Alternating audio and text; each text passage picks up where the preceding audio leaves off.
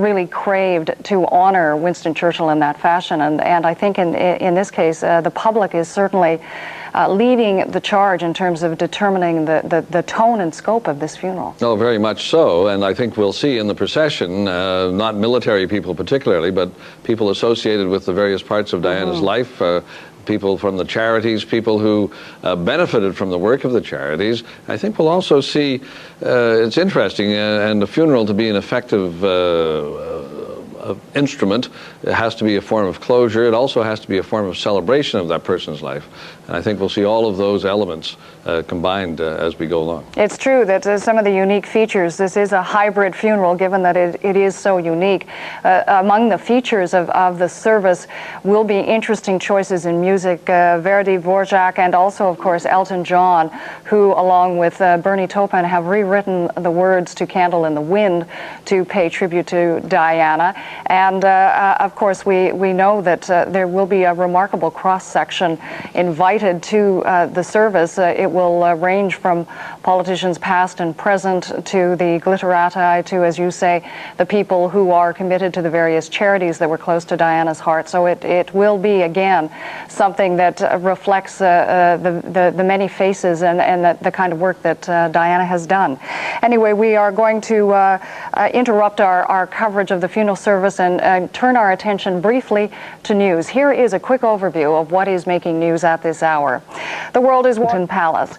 Police say the number of people lining the streets could reach as high as 6 million. We'll return to our special coverage in a few moments.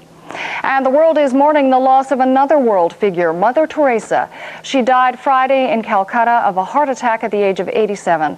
The Roman Catholic nun spent most of her life in India and dedicated it to working with the poor. The CBC's Jeffrey Kaufman reports, and will obviously continue to grow. That is absolutely right, Nancy. And let's go back now to London, to our London bureau, where Nancy Durham has been standing by. And Nancy, if you're there, it's Dawn in Ottawa.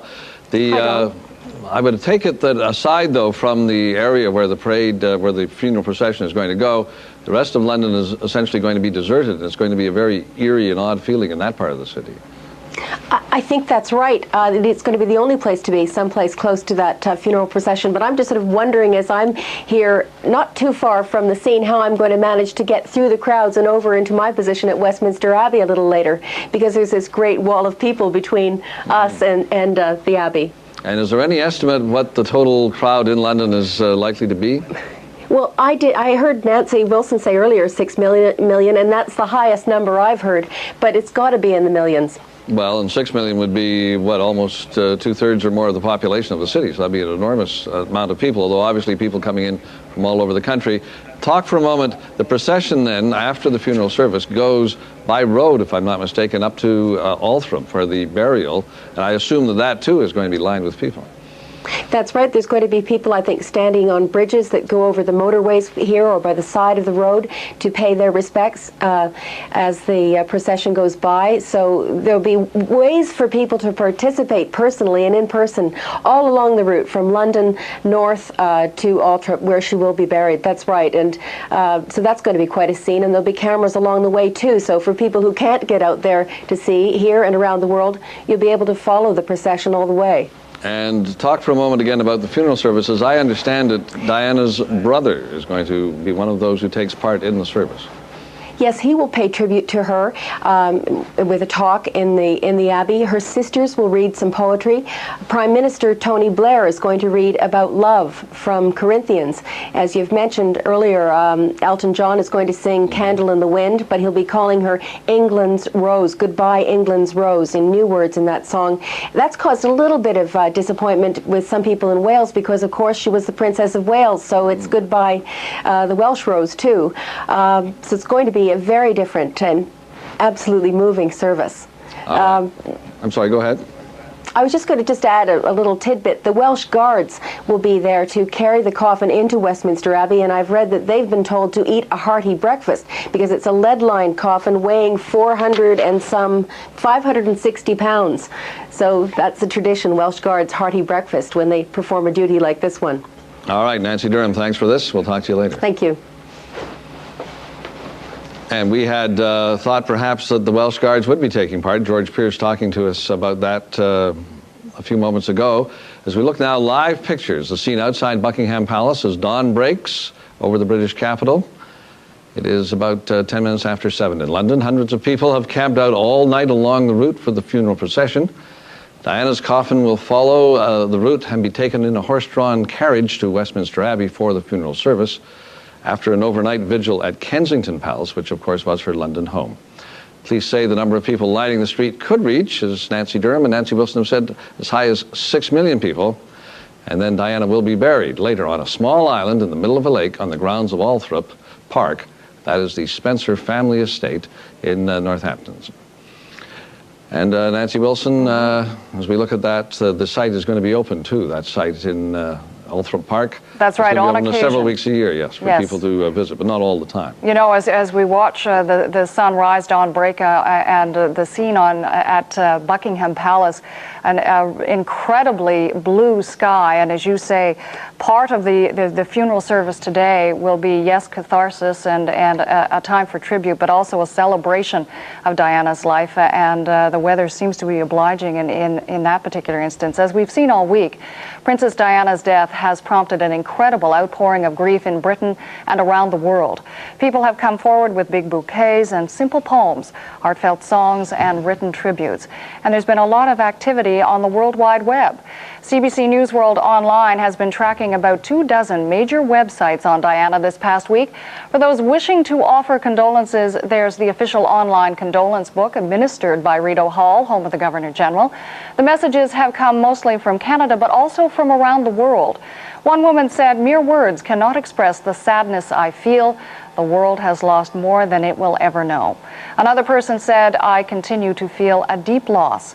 Someone else wrote, "We have lost the world's greatest ambassador." The condolence book will be open to the public until 7 p.m. Eastern Time tonight, Saturday, and then an official hard copy will be sent on to London. And that's just one website. There are several memorial pages, and a glance through just one directory gives some idea of what people are feeling.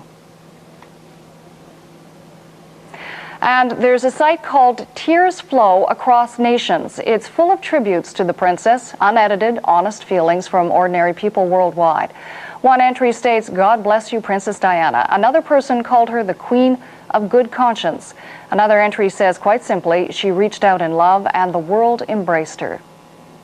And one more note on the internet this week, Buckingham Palace has its own website, and it's been all but impossible to log on to it this week. Demand is just so heavy. The palace says there have been 13.8 million hits on the site this week alone, and more than 350,000 messages of condolences have been sent. Now, people have been sending condolence messages other places as well. In all those incredible banks of flowers and candles, there have been a lot of personal reflections, songs, and poems. This week, we headed out to the front of the Princess of Wales Theatre in Toronto to get a sampling of what people have written.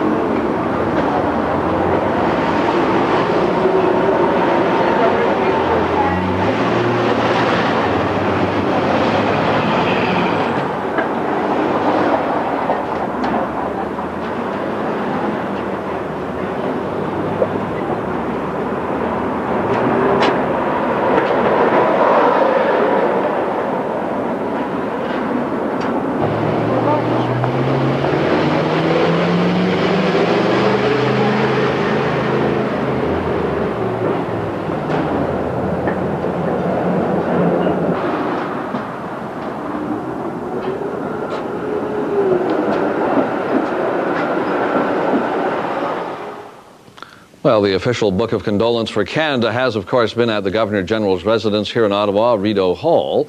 But with all the attention in London and with the shock rippling around the world from the death of Diana, the Princess of Wales, British diplomats and British diplomatic posts here in Canada have also been getting cards of sympathy. Flowers have been placed before them, and British diplomats have been responding to Canadians expressing their sympathy over the death of Diana. The British High Commissioner in Canada is Sir Anthony Goodenough, and I spoke with Sir Anthony earlier this evening. Sir Anthony, first let me thank you for coming in at a time like this, and it's really appreciated. Thank you for inviting me.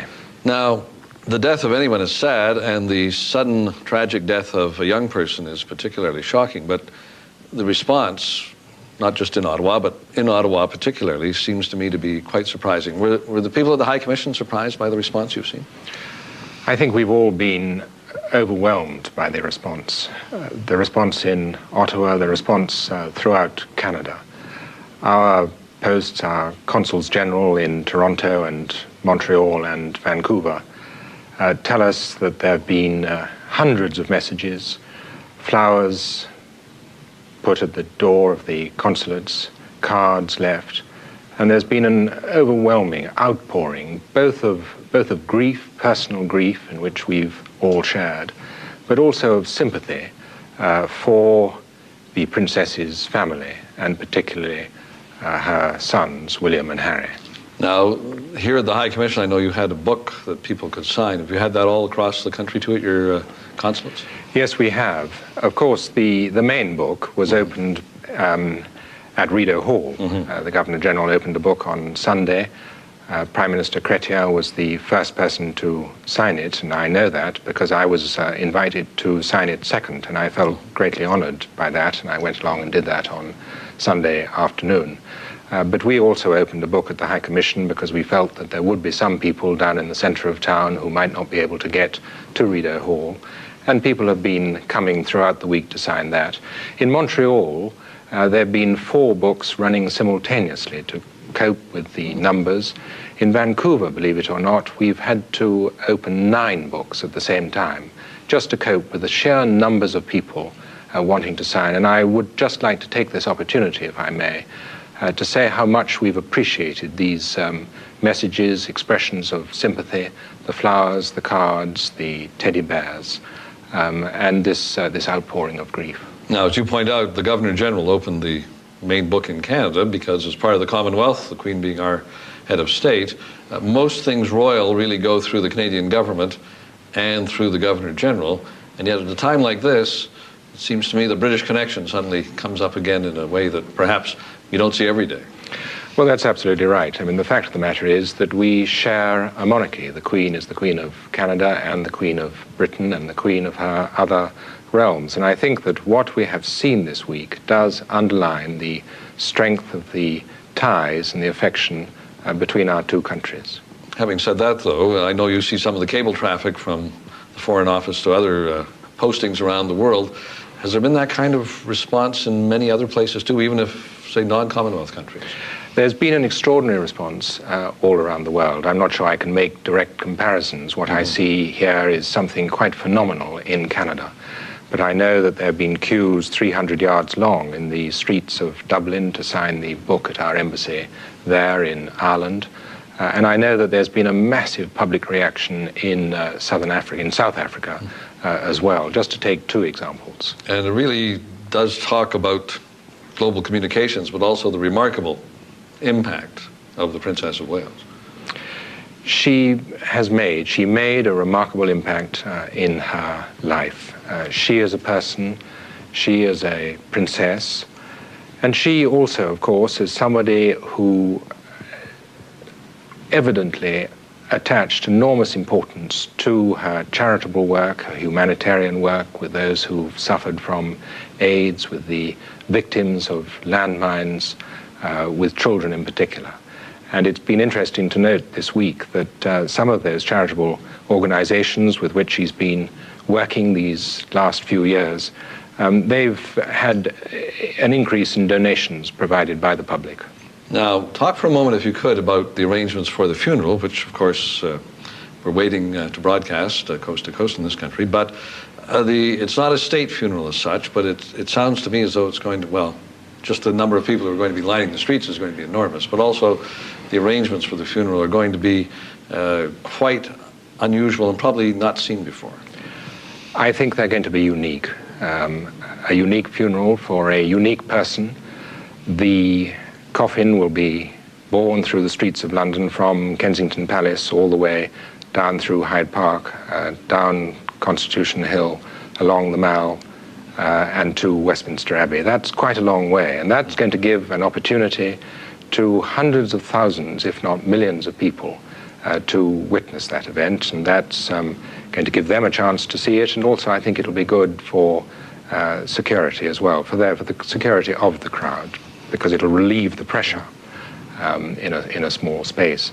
The funeral, of course, begins at 11 o'clock British time. That's 6 o'clock in the morning, Canada time, and I expect a lot of us will be watching then. I was looking at the order of service this afternoon, which is available, and I think we're all going to find many of our favorite hymns, many of our favorite psalms. There are a lot of familiar words there. But it's going to be a special service. It's going to be a very unusual service. For example, Elton John, you will have seen, is going to be singing as well, and I think that'll give it a special character, combining the modern with the traditional. And then the body is going to be taken to her family seat, fairly far north of London. This is going to go by road, as I understand? That's right. I mean, that will take several hours, and it will be taken to her own family house, family estate, and she will be buried close to the church there. And is that unique as well? Because again, one might assume that the roads are going to be lined with people, and the crowd in London will just be a part of the crowd, really. I think the fact of the matter is that tomorrow is going to be an altogether unique occasion. None of us remember this kind of experience before. And once again, we are going to see the depth of public grief, the depth of personal grief, and as I said earlier, the expression of sympathy for the family, particularly Prince William and Prince Harry. Now, Canada's representative at the funeral is going to be a man you deal with on a regular basis, the Foreign Affairs Minister, Lloyd Axworthy, and fitting, no doubt, because of the shared view of landmines that both Mr. Axworthy and the Princess had. I think it is fitting for that reason, absolutely. I was delighted to hear that Mr. Axworthy is going to be able to attend the service. Of course, it's not going to be possible for every country to be represented at the funeral, but Canada is special, and it is fitting that one or two countries should be represented by their foreign ministers, and particularly fitting, as you say, that Mr. Axworthy will be there in London. He left this morning, I understand, and is in the air now. And one hope is that part of the legacy of this terrible event will be improvement in movement on the landmines issue. Well, of course, the Oslo conference has been discussing the landmine issue this week, and we're all looking forward to the conference in Ottawa later this year.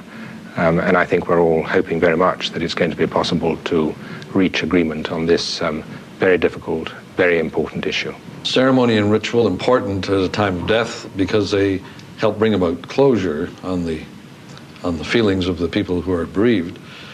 But one gets the sense that the bereavement is so great, the feeling so great in this country, particularly in Great Britain, maybe closure doesn't necessarily come with this service. I think that was my reaction when you used the word closure. I think it's the wrong word. I think Princess Diana is going to live in the hearts of people for many years to come.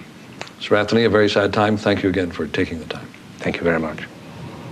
And while the world mourns Diana, Canadians have a special place in their hearts for her, remembering the 3 official visits she made here in 1983, 86, and 91. Those visits allowed people in this country to see her up close, to watch her interact with cheering crowds and with people one-on-one. The CBC's Paul Hunter has prepared this look back at Diana's travels in Canada. Outside the Princess of Wales Theatre in Toronto this week, flowers, cards, and thoughts for the woman it's named for, Diana, Princess of this country too, if you ask anyone here.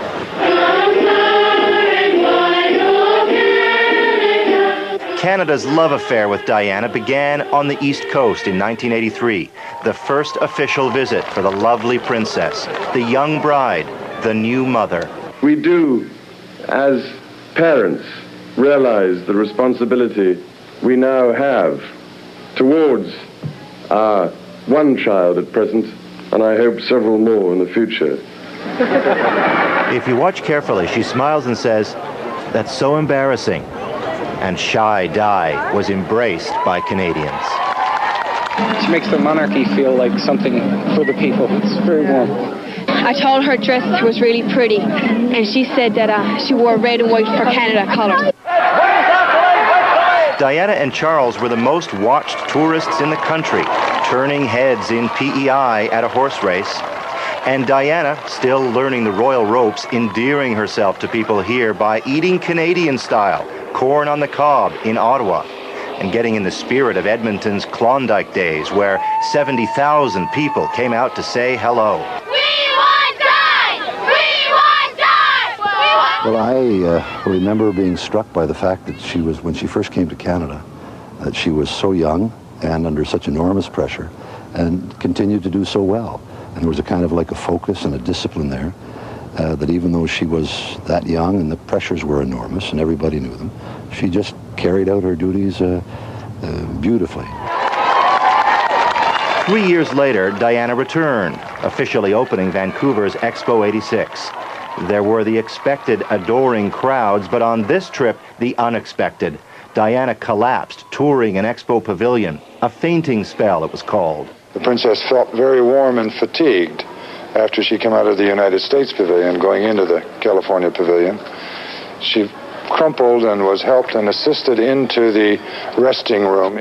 She wasn't hurt, but there were headlines around the world, a reminder anything she did anywhere was watched by the press very carefully. Even in Canada, cameras were everywhere Diana was. So you wouldn't just see 5 or 10 cameras, you'd see 50 or 100 or 150. I can remember when the first day on the stage in Sudbury, my wife was sitting next to her, and they were looking at all the photographers, and Princess Diana turned to my wife and said, the cameras are not pointed at my face, they're pointed at my dress, because they want to see what the wind is going to do. And I must say, it never occurred to us that you'd have to live at this level of scrutiny.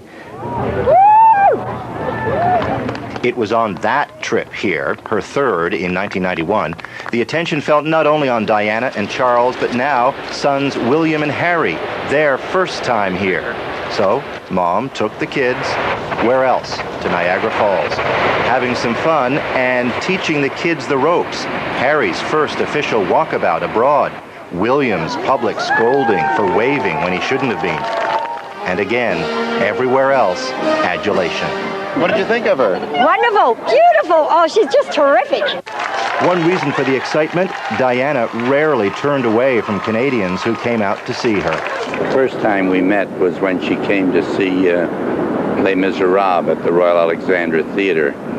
And we were really impressed because when the show got out, it was after 11 o'clock at night. She didn't just jump into the car. People had waited for hours. And she went around the whole block and spoke to each one separately. And it was this trip Diana's compassion for the needy was shown to Canadians, visiting cardiac patients in Ottawa, disabled children in Toronto, and people with AIDS living in a Toronto hospice. She spoke on behalf of all of them. With physical frailty comes fear and uncertainty.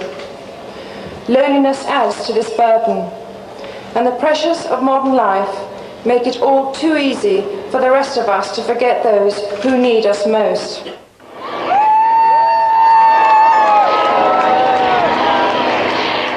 Diana would never return after that trip, but the princess, the champion of needy causes, the mom who brought her kids here had already become, for many, Diana, Queen of Canadian Hearts. Paul Hunter, CBC News, Toronto. Most of the people mourning Diana knew her only from all those photographs and TV images. But some people actually did meet her, and those encounters became moments to treasure. The CBC's Adrienne Arsenault has this look at some Canadians who were touched by Diana's presence. They've watched this home video so many times now, it's starting to wear out. The picture flutters, but the key moment is crystal clear. a gentle touch and a kind word from Diana, Princess of Wales.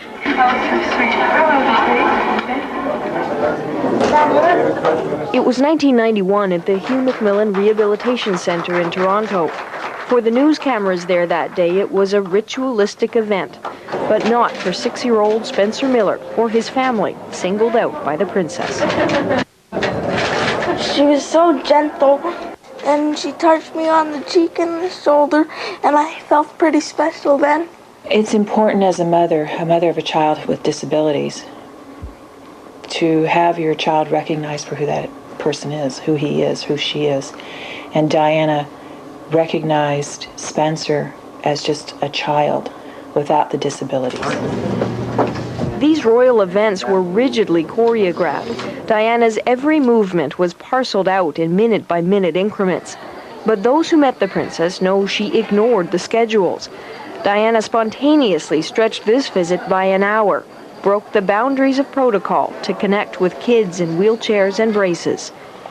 Katie Hexamer was barely 4 years old when she met the princess here, but she remembers how Diana didn't hesitate to touch. And I think that was very good, that she just wasn't afraid to do that to all these people just because they were a little bit different than everyone else.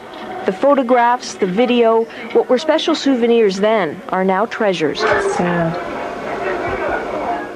As my mom knows, she gave me confidence. And me and her had a real relationship going there. I'm just sad that she's gone. It's hard to believe.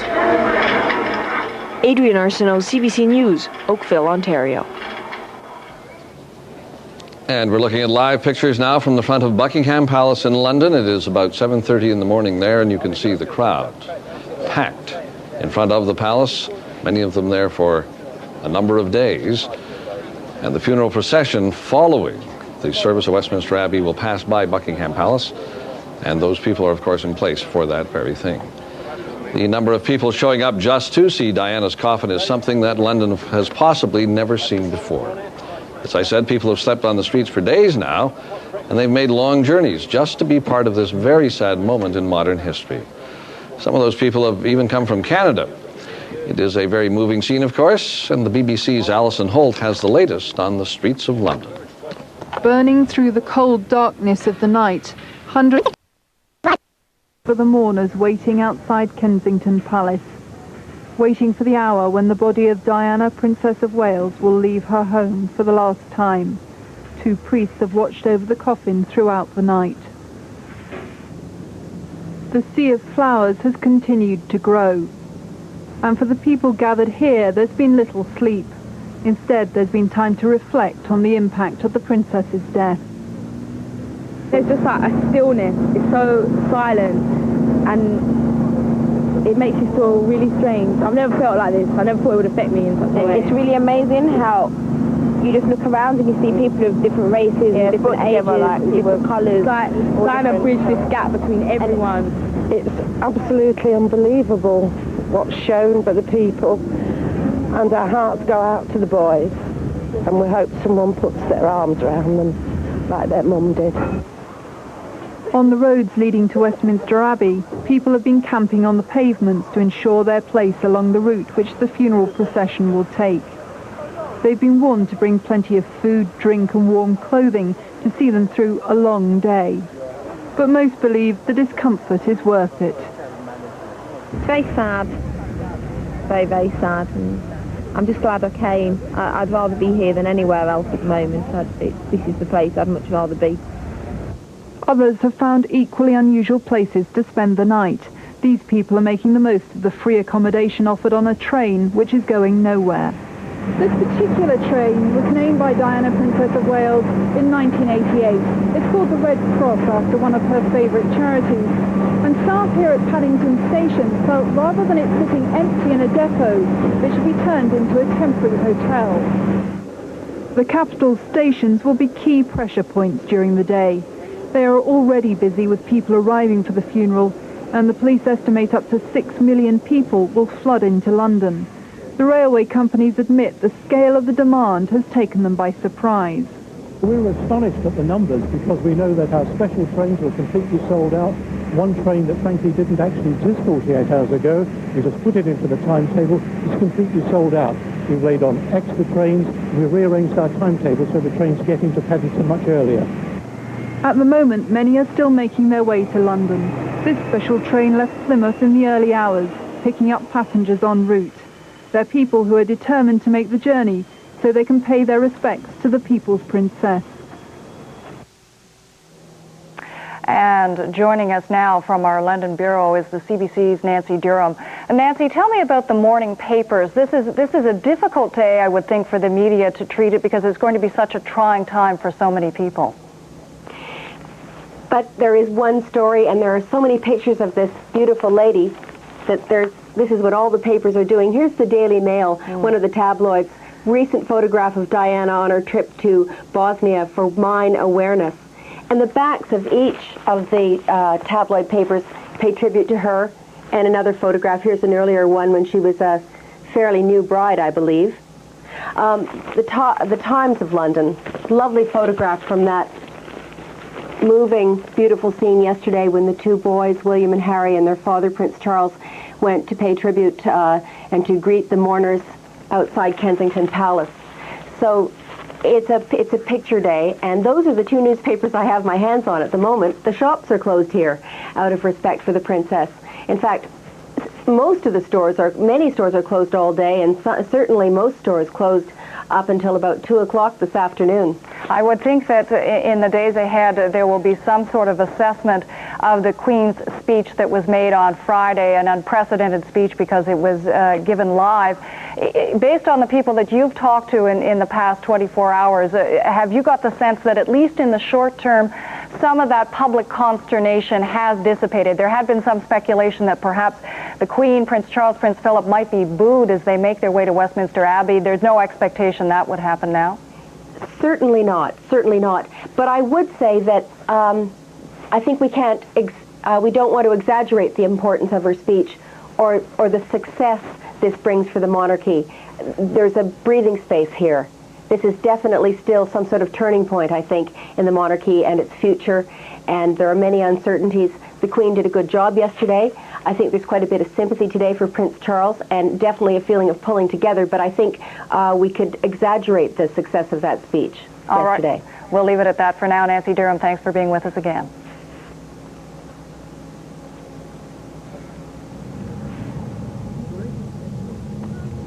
And the live crowds growing outside Buckingham Palace as we watch from London. Live pictures, the crowd filling the street, filling the square in front of Buckingham Palace, up the Mall. And the funeral procession will be moving along there during the day. And those people, many of them, as we say, have been in place for days now, at least 3 days. Some of them arriving as early as Wednesday, Tuesday. And interestingly enough, no body lying in state, and yet people crowding Buckingham Palace, leaving flowers there, and nobody in Buckingham Palace, the Queen being in Scotland with the rest of the royal family at Balmoral, and yet the people turning out and the crowds growing, the flowers being placed by the gates and the fence in Buckingham Palace growing every day. As we look at live pictures from London at about 40 minutes past 7. Well, the world is mourning Diana partly because of all that she did, and partly because of what she never got to do, dying so young as she did at the age of 36. It was a life that was full of special moments, moments that became part of modern history. Jim Fish of the BBC prepared this look back at the life of the Princess of Wales. Diana was the first royal to try to combine a normal family life with the extraordinary demands of the monarchy. Soon the strains began to show. Her own illness, bulimia, the breakdown of her marriage, and then divorce. Throughout, she tried to balance the demands of her public role with her private life. The media's focus was unrelenting, unbearable at times, but she managed to turn the public's fascination into sympathy. She could never live up to the expectations the royal family and the public had of her. Well, many women identify with that. I think she was very frank about her own personal emotions and her experiences. Now, when she was, many other people thought this was horrific. I mean, I watched the Panorama program and was quite shocked. Many women I know cheered her on. But it was in private that that gift really shone through. She would be there, and you would see her sitting around, and children would be playing and doing, achieving little things, and they would run up and tell her like she was their mum. They identified with her too. I think it was quite an extraordinary quality she had. This huge outpouring of grief by a nation famous for its reserve has astonished the country. This is not only the people grieving for their princess, but a sign that Britain itself may be changing.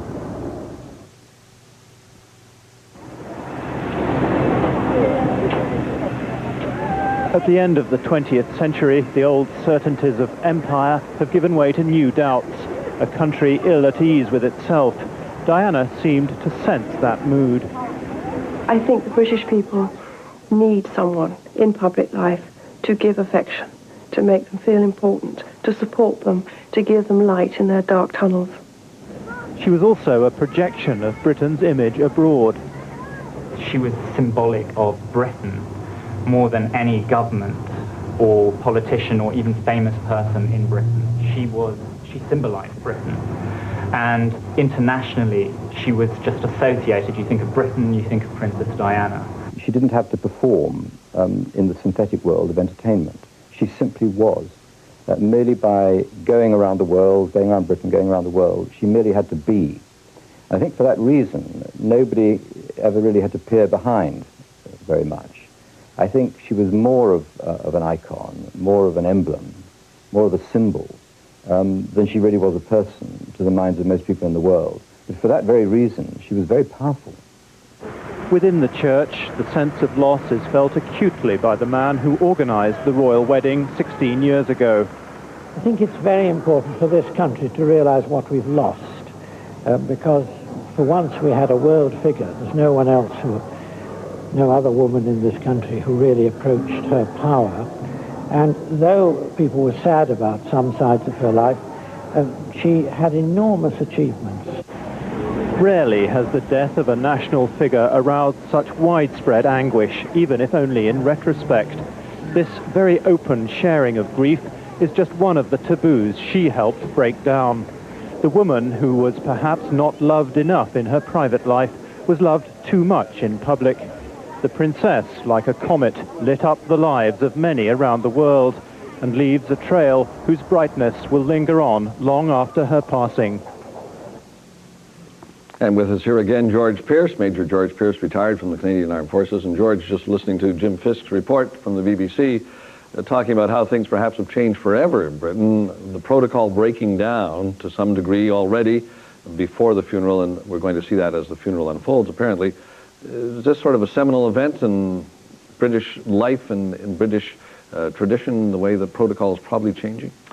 I wouldn't think so, Don. I would think that this is, as has been said many times, a unique occasion, a unique funeral for a unique person. I don't think we're going to see this kind of thing, this kind of situation in the royal family again, and I don't think that there will be any, it's an unprecedented thing, and I don't think that it's going to mean an overall change because of the differences that are going to be obviously made today. But when you see the royal family yesterday having to do their walkabout, they had not originally planned to come down from Balmoral until this morning for the funeral service. Once you've done that, it's hard to go back to the more austere and removed situation that they were maintaining until yesterday. Well, I think the family was sequestered at Balmoral, obviously, in deference to Prince William and Prince Harry. They were, I think the Queen, rightfully as grandmother, was trying to prepare them for the ordeal of this day and trying to comfort them and, as she said, bring them to terms with the devastating events that affected them all. And, you know, it's a bit of an anomaly that those young boys hated the glare of the media, as did her mother on certain occasions, but the public were clamoring for them to be back in it in order to ostensibly show the people that they really cared. I don't see that they're having a private time as a family showed that they didn't care. No, but the royal family, surely one of its main functions is to lead public in times of grief or in times of joy, and if they don't play that role, even though they're personally affected in this way, then really they are not doing their duty. At least that seemed to be the feeling in Britain, and it seemed to be the feeling that caught up with them when they came out. And I think it was a complete turnaround, and I thought Her Majesty's address yesterday was a masterpiece. It was beautifully and flawlessly delivered, and it wasn't just spoken from the heart, but it was a heart-to-heart message. I think her message to the people was what the people wanted, not only what they wanted to hear and needed to hear, but it's also what she wanted and needed to say. And I think they really turned that right around. And I don't know that they would have done it before they did, even though perhaps there was the feeling that the media and perhaps the British government brought pressure upon them. But I think that Do you think it's turned around permanently, or do you think that once... Because I was struck by something Jeffrey Archer said when he was speaking with Alison Smith earlier in our coverage. He said, next week when everybody's gone home and we're standing here and we realize that Diana is no more, it's really going to hit us. And I think it is really going to hit the British people. And then they are going to recap in their minds the week's events of this past week. And I'm not sure that the royal family turned it around. They turned it around for the moment, clearly, but I'm not sure they turned it around completely. Well, Her Majesty said that there were lessons to be learned from this. She didn't specifically say what they were, but I think she opened the gate for some changes to be made. But I don't think there will be a dramatic departure from the protocol that goes with the royal trappings, but certainly there will be, I think, a difference of thinking and attitude that we'll see. And I think it began yesterday. And one of the problems, I suppose, because everybody knows the disappointment the royal family felt with Diana and the breakup of the marriage with Prince Charles, and so knowing that and then seeing that they hadn't come out at a time when people believed they should have, they may have put those two things together and thought, well, because of their own personal disappointment as a family, they're now not acting as the royal family should at a moment of national grief. Well, it's a sad commentary on human nature, but it's also a fact of human behavior that people seem to feel better, either collectively or individually, when they can point the finger of blame at somebody. And they wanted to, they were angry, as Her Majesty said, they were upset, they were devastated, they were distraught, and they felt, you know, they wanted to blame just about everybody, and not only the driver of the car. Well, it started off with the paparazzi, that was the driver of the car, then the royal family, and. But it started to. There was a groundswell of anger, and eventually, for some, they brought in the royal family because they appeared by their absence and silence to be not caring, but. They're human. They're a family as well, and they were grieving, and they were hurting. I really believe that. All right, George, stand by if you would, please. Now, let's go back to London, where the CBC's Anne McMillan joins us from along the procession route. Anne is near Buckingham Palace. Hello, Anne, can you hear me? Oh, yes, I see you. Anne, good morning. Yes, good morning. Now, enormous crowds have been around Buckingham Palace where you are for days, and I'm sure it's growing even as we speak, but it seems, and I would think it probably true, very quiet, even though there are an enormous number of people there. Yes, it is very quiet. There's still this mood of quiet grief, but with a bit of anticipation, I think, today, Don, we could say. It's interesting because the police had estimated up to 6 million people coming into London for the occasion, and everybody was prepared for huge traffic jams this morning. In fact, the roads are fairly empty, and I came in by subway about half an hour ago, and the subway train was reasonably full, but not overcrowded, and I asked one of the guards how traffic had been, and he said, well, he thought a lot of people came into the town, into London last night, and he said a lot of people are coming in by train and by going to the end of the subway routes, parking their cars and coming in by tube, as they call it. But he said it's pretty crowded, but perhaps not quite as crowded as they expected. Now, Buckingham Palace, refresh my mind, because they've changed the route of the procession, but as I recall from my notes, the coffin does not go by Buckingham Palace until after the service of Westminster Abbey, is that right? No, it's going to come by before because of the changes. Right. And it's now about 10 to 8 in London. The coffin probably won't come past here until about 10:15, so about 2.5 hours from now. And you can see pretty good sized crowd, so we probably will have even more people by then. Just beyond here, in the mall, they will, the official mourners will join the procession. They will walk behind the coffin of the Princess of Wales. Amongst those people will be representatives from all her charities and her brother, the Earl Spencer. And also, we think, Prince Charles, Prince William, and Prince Harry.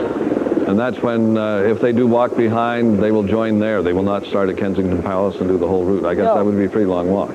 That would be a very long walk, and it would slow things down rather a lot. No, they will just walk probably, I think it's about just 1.4 kilometers from the mall right by St. James's Palace down to Westminster. And tell me about the mood again, because we were talking here just before we came to you, whether or not the royal family had been able to turn around on a permanent basis the reaction against them earlier in the week by the Queen's speech yesterday. We saw in your reports last night that people seem to have changed their mind after listening to the Queen at the moment. But is this a permanent turnaround, or do you think, as Jeffrey Archer was saying to Alison Smith earlier, that once everybody's gone home and the reality sets in, the British people are going to have a terrible shock and may again be looking for scapegoats?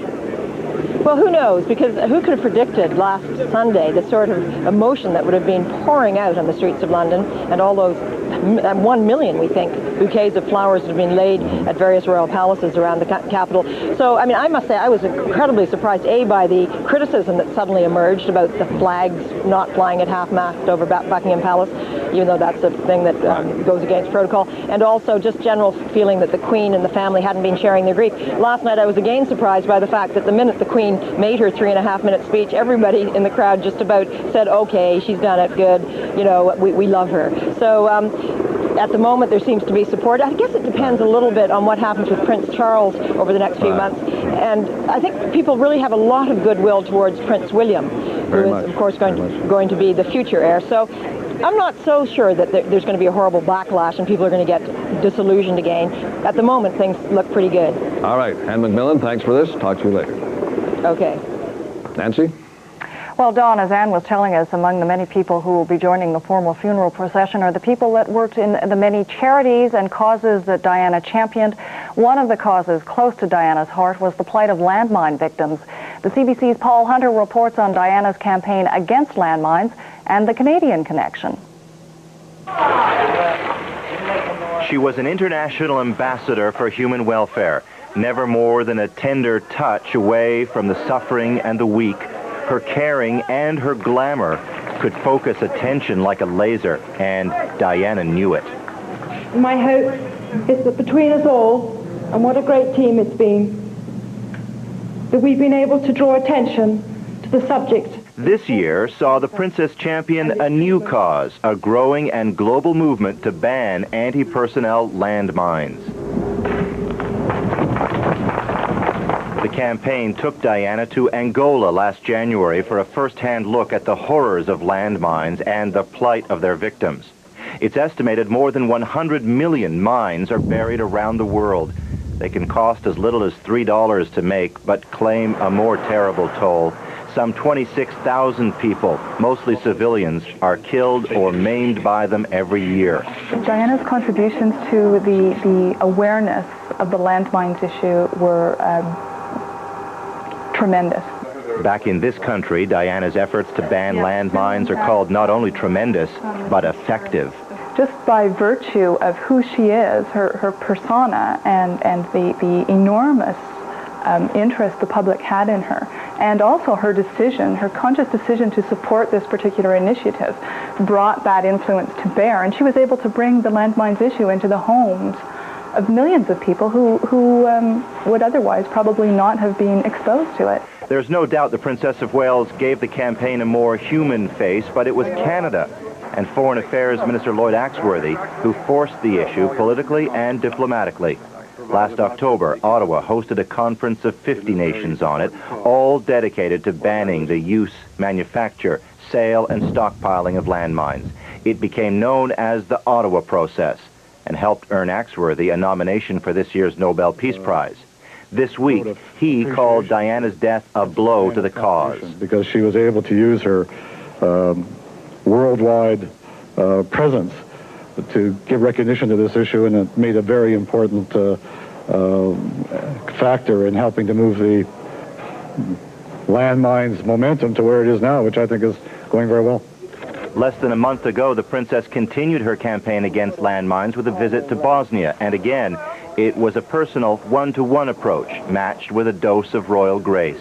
Later, she wrote a landmines activist about her concerns. Their tragic stories, she wrote, are a desperately sad reflection of man's inhumanity to man.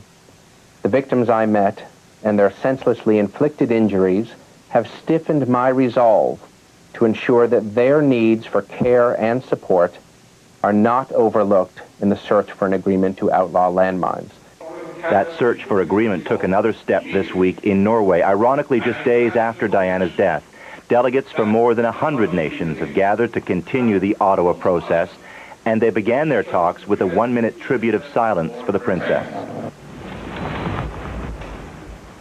If a treaty banning landmines can be reached in Oslo, it will formally be signed in Ottawa in December, and there are many who believe agreement is possible.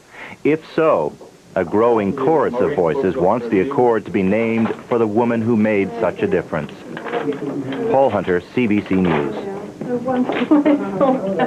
Well, Dawn, as we know, Foreign Affairs Minister Lloyd Axworthy will be Canada's representative at today's funeral, but certainly he had a formidable ally in Diana on the landmines issue, and it will be an interesting measure of Diana's legacy if, in fact, there is real progress and possibly by December enough countries on side to sign a global ban on landmines. That's right, and that will happen here in Ottawa. And an interesting irony, and a sad irony, of course, as all of this story is so sad, but Axworthy was going to London this week, and he was hoping to see Princess Diana. He had written to her, and he wanted to see her on this landmines issue, and now here he is instead going to London to attend her funeral. Right. Time now to recap what has been an extraordinary week. The first news of the Paris car crash came last Saturday night, and it was, of course, hours before the magnitude of the tragedy emerged. The somber statement that Diana was dead stunned Britain and the world. We put together a chronology of the past week, and amidst all the searing images we've seen, one of the saddest was last Sunday as Diana's body was brought back to England.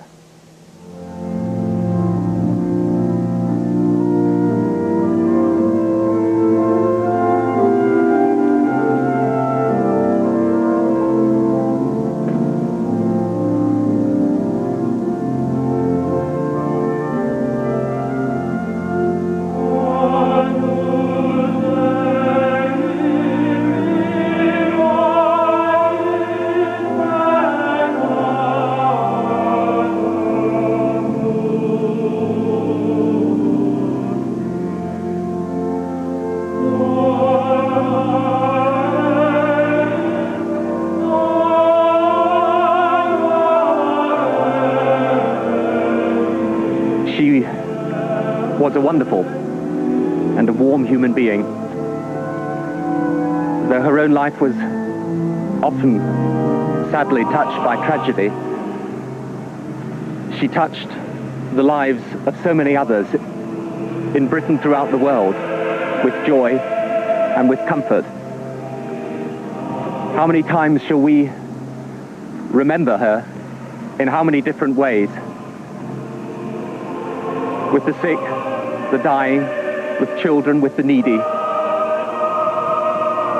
When with just a look or a gesture that spoke so much more than words, she would reveal to all of us the depth of her compassion and her humanity. You know how difficult things were for her from time to time. I'm sure we can only guess at, but the people everywhere, not just here in Britain, everywhere, they kept faith with Princess Diana. They liked her, they loved her, they regarded her as one of the people.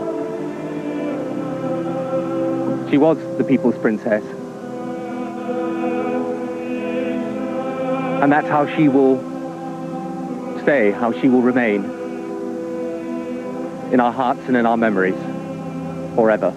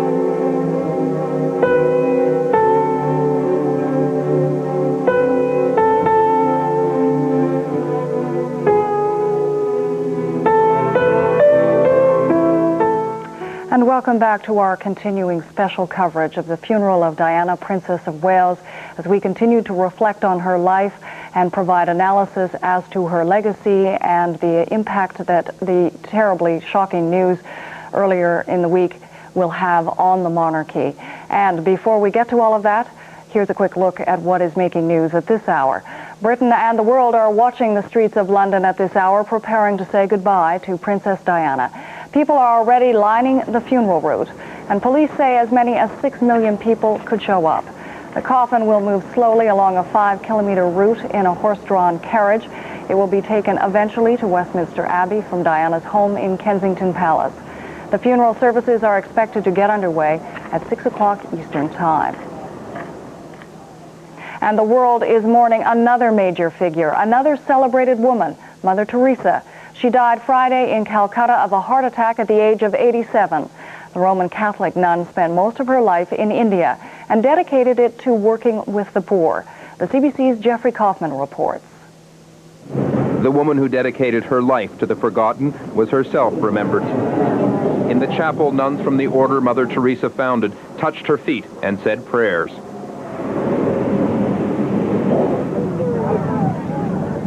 Her name became synonymous with charity after spending a life in the service of the poor. Her image instantly recognizable, the hunched and frail figure wearing a simple blue-trimmed sari. In the media, she became a living saint. She used that renown to spread her message. When people needed comfort, she was there, rescuing handicapped orphans caught in the crossfire of the Lebanese civil war, ministering to victims of the Bhopal chemical spill, and aiding survivors in the rubble of Armenia's earthquake. In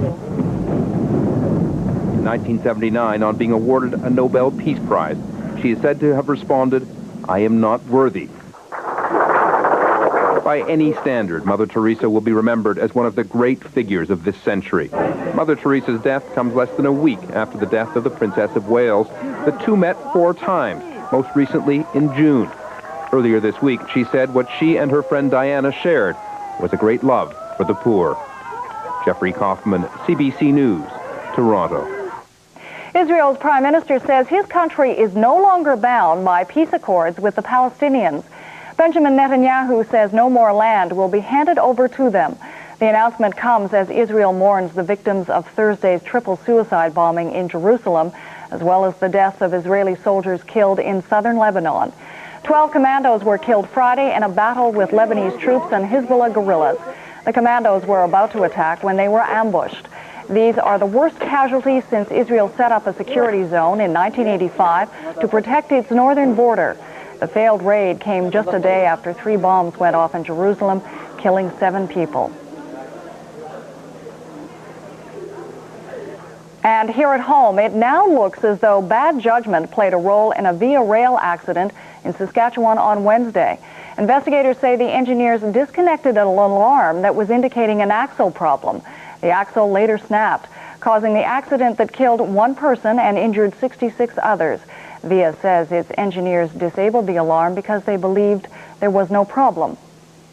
The Olympic Games are going home. The 2004 Summer Games will be held in Athens, the site of the first modern Olympics. The announcement was made by the president of the International Olympic Committee, Juan Antonio Samaran.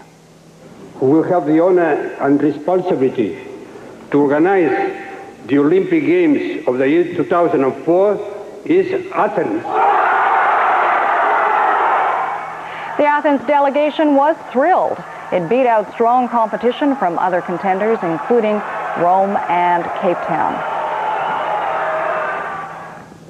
And that is a quick look at the latest news. Now back to our special coverage of the funeral of Diana, the Princess of Wales. And Dawn, we are getting a sense as we see the crowds amass in London outside Buckingham Palace and elsewhere that there is a sense of anticipation as we are about 3 hours away from the funeral procession beginning. Very much so. And of course, our colleague Anne McMillan is in London, and she is outside the gates of Buckingham Palace. And Anne, I take it the crowd is, as Nancy and I said, continuing to grow as we get still some time away from the funeral. That's right, Don. Another 2 hours before the cortege comes past this point at Buckingham Palace, and already there's a growing crowd, and I've got a few people here from all over, not just Britain, but elsewhere too. I'll start with Dave. You come from Manchester, which is what, 400 kilometers? Right. Now, why have you felt it necessary to come down here today? I think she's just so popular with so many people. It's a great loss to the country, I think. It's a very sad time. Just wants to be here, really. So. Noel, you're from Tralee in Ireland. You were supposed to go back there on Thursday, but you stayed over. Yes. Well, my sister's birthday was on Thursday, and the way I see it was, please God, health-wise being, my sister will have plenty more birthdays than I can go home for any one of those, whereas this is something that will only happen once. Well, I thought the royal family wasn't so popular in Ireland. Well, I mean, I know from my own family, my parents have been sitting up watching all the stations, eagerly finding out what's happening up to the minute. So yeah, I mean, pretty much so. They're very interested in the royal family. And what do you hope to take away from this experience today? Well, something just to pass on to my family, to say I was there when it happened, you know, so I'm very proud to say that I am here for it. Dave, where are you from? Luton in Bedfordshire. And how did you get down here today? I drove down this morning down the M1. How was the traffic? Pretty clear at 5 o'clock this morning. It'd be the same route that the procession will go back up to Northampton. It's more or less the same way I come down this morning. And why are you here today? Respect and be part of the proceedings of today. Just felt that I needed to be here more than anything. Jackie, you're from London, and your friend Sue is from London. Did you hear the Queen's speech last night? Yes, I did. What did you think of it? I thought it was a nice speech. I thought maybe a little too late, but it was very nice. Her words were nice. I thought it was a nice speech. Now, a few days I was down here, and people were complaining about the royal family not being here, about the flag not flying at half-mast. Do you think that has changed that mood? I think her coming back early has made a bit of a difference, but I do think they should have flown the flag at half-mast. That's going to happen, of course, as the Queen leaves the palace. It should have happened all week. Sue, do you think that the mood of support now for the royal family is going to continue after the funeral? I hope so.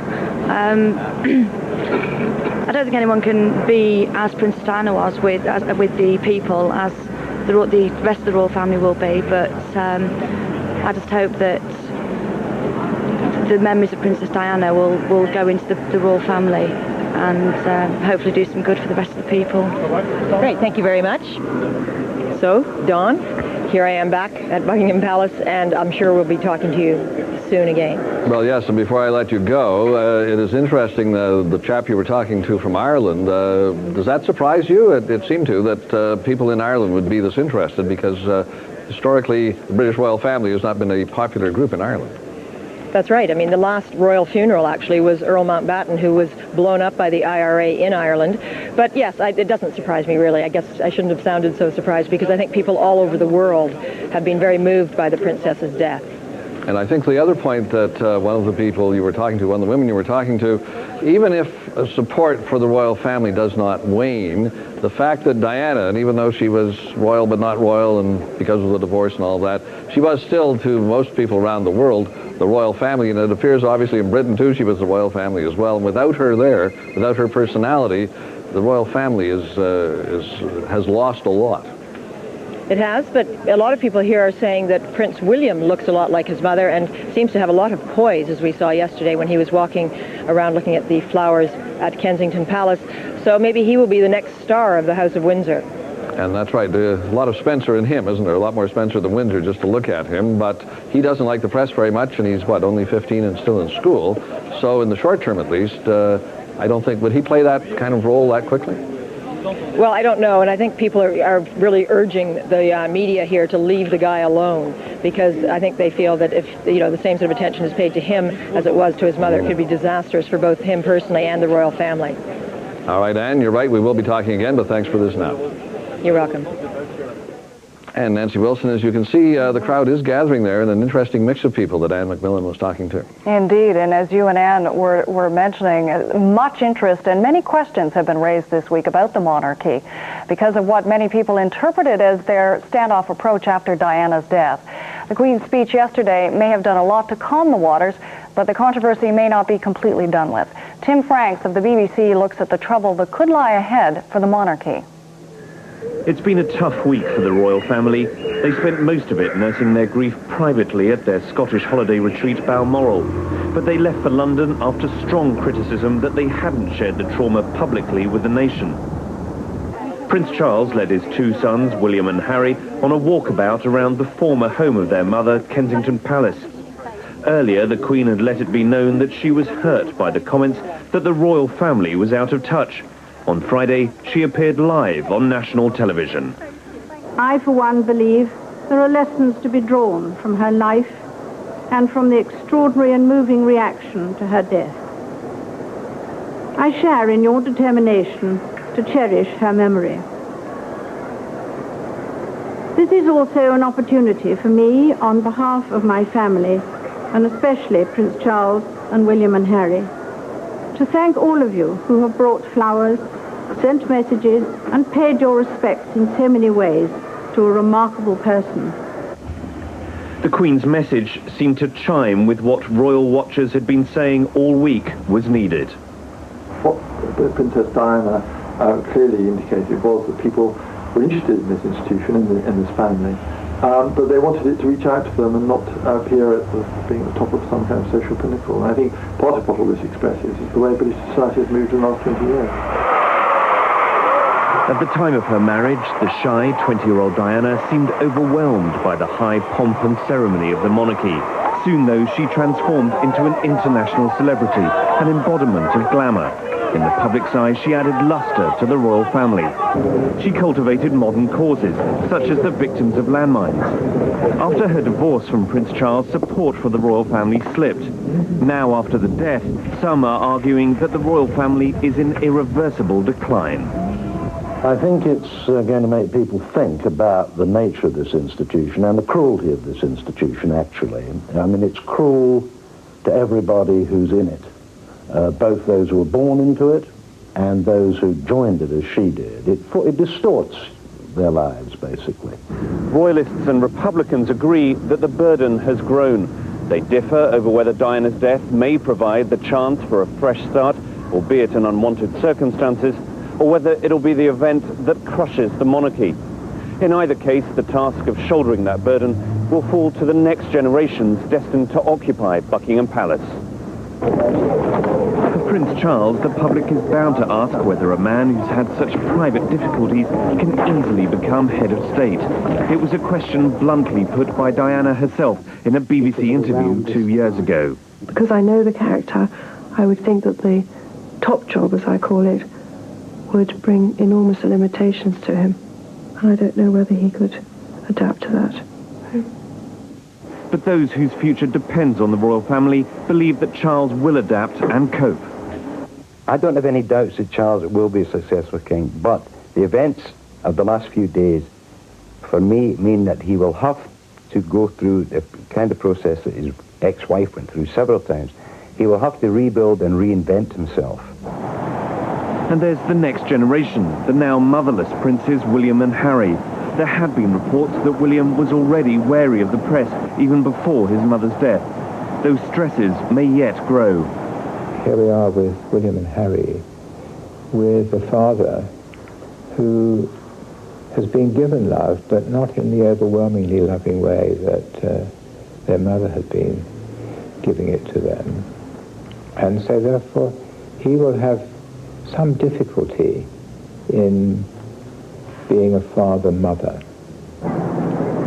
There's little doubt that the Queen's primary concern this week has been for her grandchildren, but her hastily arranged walkabout on Friday was a signal that the palace accepted the strength of the country's demand for a public gesture. The royal family's immediate task is to capture some of the grief and goodwill that's overflowed for the princess who herself couldn't find a place at the family table. That report from Tim Franks of the BBC. To London now, where we're joined by the CBC's Peter Mansbridge and Alison Smith. Alison, we've talked a bit about the funeral procession that's set to get underway in less than an hour, but tell me about the funeral service itself. It's really an interesting fusion of history and some very interesting modern components as well. Well, there certainly are. It really is that mix of traditionalist and modern, right to Elton John having his own piano brought into Westminster Abbey, the almost 1,000-year-old structure here. And, you know, that moment will obviously be a really key one, and one that everyone will remember, but it's that other mix with the choirs and the different readings that will take place by members mainly of the Spencer family. It's also, too, I think, been made very clear that this service is meant not only to reflect Diana's favorite music, for example, and some of the things about her. For example, one of the hymns is called Channel of Peace, and she certainly saw herself as someone who could channel that sense of peace and love and compassion and caring. It's also, too, a service that is not, as we've said many times, not a state funeral, but of course a service that reflects much input, not only from the Spencer family and the royal family, but also from the Princes William and Harry also. I think, you know, one of the most striking visual things you're going to see throughout this service is that unlike other big funerals, state funerals, as Alison says, that we've witnessed over the years, when you look through the congregation here, it is unlikely you're going to recognize a lot of faces. There are no other monarchs coming in. There are no heads of government or heads of state coming in. For the most part, 96% of the people who are inside Westminster Abbey are ordinary people, people who have worked with Diana in different charities over the years. The people's princess, it's going to be the people's funeral. You know, Alison, certainly from this side of the Atlantic, the response and the emotional outpouring has been nothing short of extraordinary. Tell me what it's what it's been like for you to be in London and bear witness to all of this over the past week. It's everywhere you turn. It's the conversation that you hear on the street corners. There are windows, the shop windows. Many people have taken the merchandise out of them and put in a picture of Diana. One night we walked back from our location here about 2 in the morning along the Mall, past St. James's Palace where the coffin was. At 2 in the morning it was like the middle of the day.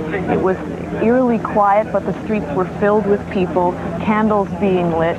You cannot help but be moved by all of it. When people stop and talk to you and you ask them about their feelings for Diana, they talk about the young princess and their eyes fill with tears. People are, their emotions are running very close to the surface. And well, Peter, I was going to say, Nancy, that, you know, for me it's everything that Alison just said, and also I guess, you know, I was here in 1981 for the wedding, and you know, roughly around this very spot that we're standing now, and I certainly remember the excitement of that day. This innocent young woman who was suddenly thrust before the cameras of the world, and it just seems, you know, in many ways like yesterday. And then here we are today, you know, not very long afterwards, and her coffin will be going right by behind us a couple of times today on the way to Westminster Abbey and then on the final journey home. Alison, you have been spending a lot of time this past week outside the gates of Buckingham Palace. Have you noticed a discernible shift in public mood from early in the week to now that the Queen has come forward and given her speech? Certainly there's a real sense that that's what they had been waiting for. I mean, it's not only reflected in the media, but in the conversations that we've had with people over since her speech yesterday. They wanted to hear from her. As she said, you know, she said, I speak to you as your queen, but they also wanted to hear from her as a grandmother, too. And I think in that sense, I detected in some of the people I talked to, once they heard from her, then they were prepared to give them that kind of private space that they might need as a family to grieve. At the same time, there are the odd, you know, critics still in the crowd who say, you know, the only reason they did that was because of the public outpouring. But at the same time, you know, they're prepared to accept that that's perhaps a legitimate response, that they should, in some sense, be responding to what the public wants them to do. Everybody's, you know, really still trying to come to grips with this. It's been many years since a royal funeral in this country. You know, Lord Mountbatten in 1979 and Winston Churchill in 65. But really, you have to go back to 1952 when George VI, the Queen's father, for the last major state funeral here. And, you know, the crowds today are going to certainly equal and very much surpass the crowds that were in attendance for that day. So, you know, we keep talking about precedents being broken. In many ways, it's so long since we know what the precedents were. I was reading last night about the funeral of George VI. He lay in state here in Westminster Abbey, or in Westminster in the Parliament buildings, for 3 or 4 days. And it wasn't until the very end of that time period that the Queen, then Princess Elizabeth, about to be coronated as Queen Elizabeth II, her sister Princess Margaret, and her mother, now the Queen Mother, it was near the end of that period before they went to the lying in state. Now, you know, put yourself in the Queen's place today. She probably remembers that very vividly, obviously, the burial services for her father. And it wasn't until the end of the lying in state period that she went. Well, that was the plan for this one. And then suddenly there became a very public uproar, and she changed plans. But for her, the precedent was her father. And you know, that's what happened. Well, it is. It certainly is an interesting day that will showcase both history and tradition, as well as Diana's humanity and her real intuitive sense for modernity. Now, you will be joining us with extensive live coverage of the procession and the funeral service in about 40 minutes from now, so we will let you go. Thanks for talking to us. Thank you, Nancy. Bye. And Don, you have more on this. Yes, that's right, Nancy. Remember earlier this week, Alison spoke with British author and politician Jeffrey Archer. Archer knew Diana very well, and this week he shared his thoughts about her, especially how she raised her children, mindful that she was grooming a future monarch. Describe what the last couple of days have been like for you as a friend of Diana. Well, staggering in a way. To begin with, I didn't believe it. In fact, I remember when Sir Nicholas Lloyd, who was an old university friend, rang me and said, and there are reports coming out of Paris that Princess Diana has died. I went back to the bedroom and woke my wife and told her, and her first reaction was, oh, those poor children. Mine was to not turn on the television, not turn on the radio, and perhaps it wouldn't be true. That was 4:10 in the morning, and then the phones never stopped. I think even to begin with, I went on saying it isn't true. It's 3 days now, and I'm beginning to accept that it is true. And you only have to see the depth of feeling. I'm sure you've been in the Mall, near the palace, seen the depth of feeling, the queues to sign the condolence book. People coming up to you in the streets to realize that this was a very extraordinary woman, the like of which we are never going to see again in our lifetime. What do you think made her extraordinary? Well, it is possible, of course, the Prince of Wales might have married several women. Whether he had been lucky enough to marry such a beautiful woman, because that is the image that will remain in everyone's mind. Whenever the name comes up 5, 10, 15 years' time, into your mind will flash this vision of this staggeringly beautiful lady. But what she brought, which made it extra special, was the ability to take on a cause, an unpopular cause. She was the one who embraced AIDS, cuddled lepers, told the government they should think about landmines. Now, this wasn't always advised or popular, but she inevitably had a touch that is what the people like she felt about. That's very, very rare and given to few people. Now, the opportunity to be that beautiful and the Princess of Wales and then have that extra gift of genuinely touching real human beings makes her a singularly unique figure. She could make people care about causes in which she believed, but she could also make them empty their pockets. Tell me a bit about that. Well, whenever we held a function for her, and indeed we had one due on October the 9th, which was always sold out on the first day, and at auctions, I once told her that of my 10 most successful auctions, because I love auctioneering, 9 had been in her presence, and this wasn't a coincidence. And she said, at one particular one, I remember, I suppose you're going to ask me to sign the tablecloth now, because we were 10,000 short on a particular one. I think we got to 190,000. I said, and she looked at me wickedly and said, I suppose you're going to ask me to sign the tablecloth and you'll get 10,000. Done. I stood up and said, ladies and gentlemen, Her Royal Highness has agreed to sign the tablecloth. I need £10,000. Sold, sir. Thank you very much indeed. She just bowed her head and said, you are wicked. Why do you think she was able to make people do that? What? I don't know. That's a gift that's not easy to describe or able to put in words. She could. Normally tough, rough businessmen, fighting deals all day, just went, put me down for 100,000. And you thought, yes, right. And you'd say, Mum, Mr. Smith has been happy to give 100,000 for this pencil, you have signed. And she couldn't believe it herself. When we first started speaking, you said your wife's first reaction was, what about the children? For any child, to lose a parent is a very, very difficult thing, but these children have extraordinary pressures on them. If you can, give me a sense of how you think things might change for them given those extraordinary pressures. Well, what she brought, and she was very proud of the children. I mean, we had a private lunch together. Half the talk was about William and Harry. And in her drawing room, the side of the dining room, over half the pictures were William and Harry. So she was a devoted mother. And she believed, as the mother of the future king, she had a particular duty to make both of them realize there was suffering in the world. There were problems. People lived a very different life to them, and we all know the story of them queuing for McDonald's or queuing in Sainsbury's and paying with real money at a till so they could experience, if only slightly, what we experience every day of our lives. She was very keen to introduce the man who will be our monarch in the 21st century, Prince William, to the real world, as she called it, and indeed to show him the suffering that is caused in Angola or with leprosy or with AIDS, and make him aware that, because he's a very good-looking, very healthy child, that not everybody can even look or be like that, let alone have his privileges. I hope that will still be able to go on, because she was forming that very carefully and clearly saw it as a part of her duty. She would say to me, there's this half where I do the charities and I do the causes, and there's this half, and it's the most important half, where I prepare my son to be the monarch. And she, if you had a diary in front of you and you said, I wonder if you could do this function, she would say, well, it can't be done there because I'm with William and Harry. And that was sacrosanct. Those periods in her diary could not be touched.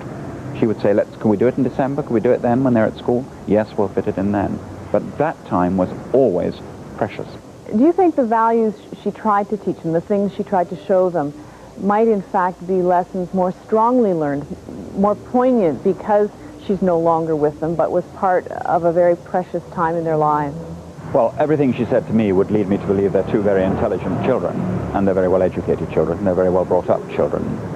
So I think the possibilities are, just as you say, that having inculcated that into them, it will not go away. I'm only sad, it's one of the many sadnesses, that as they're 15 and 13, this didn't go on till they were 24 and 22, so that she could take them through that next stage. I think there would have been a better chance. I think the answer to your question is yes, you could not be influenced by such a mother. There is a sense of history about this week. I know history is written later, but what's your sense of this time? Well, I was saying on the way here to the other person in the car with me that this week is a very strange moment to see the Mall covered with the Americans, Canadians, French, Italians, Germans, New Zealanders, the Australians. They won't be here next week. And we'll look back on this week then, I think, in a very strange way. I'm not sure, those of us who've been in the middle, it'll be a terrible realization that she isn't going to be there. That's when it will suddenly come home to us. I suppose when it will first come home to me is when we do the first function, at which was in the diary, and she was due to be present, and I'll be up there auctioneering without being able to say, without her being able to tease me, without even being able to get her to join in. It'll be very flat. So this week in itself will be a moment in history, and I suspect that Saturday's funeral, you are about to see an outpouring of grief the like of which has never been experienced in this country. I can't imagine what London will be like. Thank you very much for your time. Thank you very much. Princess Diana was to have been buried in the hamlet of Brington alongside 20 generations of Spencers. But worried that the town would be overrun, the family announced a change of plans on Friday. Diana will now be buried on a small island in the middle of a lake on the grounds of Althorp Park, the Spencer family estate. Stephen Dial of the BBC has that story.